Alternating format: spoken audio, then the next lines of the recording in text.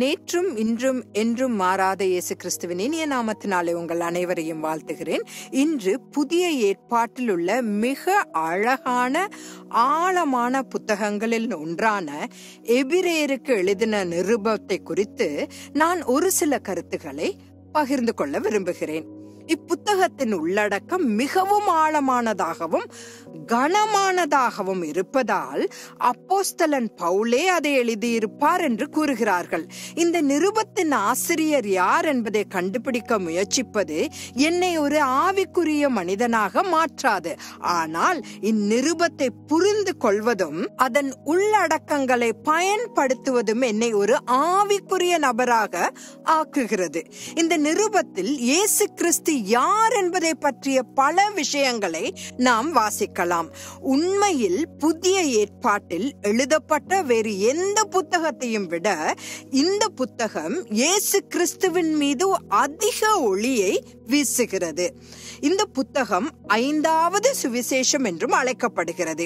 ஏனென்றால் அதன் முக்கியத்துவம் இயேசு கிறிஸ்துவின் தற்போதைய பிரதான ஆசாரிய ஊழியத்தை பற்றியும் அது பழைய மற்றும் புதிய ஏற்பாட்டிற்கும் எப்படி ஒரு பாலமாக இருக்கிறது என்பதன் முக்கிய கருத்தை பற்றியும் பேசுகிறது. ஆசரிப்பு கூடாரம், செலுத்தப்படும் பலிகள், ஆசாரியத்துவம், சபை, ஏற்றுக்கொள்ளக்கூடிய ஆராதனை என்று புதிய ஏற்பாட்டில் வேறு எந்த புத்தகத்திலும் காணப்படாததையும் இன்னும் பலவற்றையும் விவரிக்கிறது. இந்த நிருபம் சேர்க்கப்படாமல் இருந்திருந்தால் நம்முடைய கர்த்தரும் இரட்சகருமாகிய இயேசு கிறிஸ்துவின் தற்போதைய பிரதான ஆசாரிய ஊழியத்தை பற்றிய புரிதல் சபைகளுக்கு இருந்திருக்காது. மேலும் எபிரேயர் 11வது அதிகாரத்தில் விசுவாச வீரர்களை பற்றிய அதிகாரம் ஒரு தலை சிறந்த படைப்பாகும்.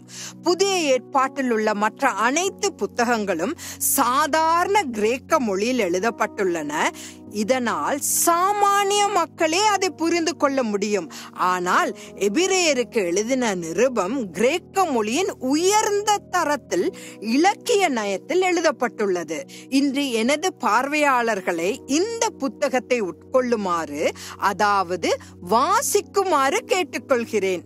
நமது ஆவிக்குரிய வளர்ச்சிக்கு மிகவும் அவசியமான விஷயங்களில் எபிரேயர்களுக்கு எழுதப்பட்ட நிருபமும் இன்றியமையாதது என்றே நான் சொல்ல வேண்டும். அதிக ஆவிக்குரிய வெளிச்சத்தை பெற நாடுகிற அனைவரும் இந்த புத்தகத்தை வாசித்து புரிந்து கொள்ளும் போது கிறிஸ்து மகிமைப்படுவாராக. நாளை சந்திக்கலாம். ஆமென்.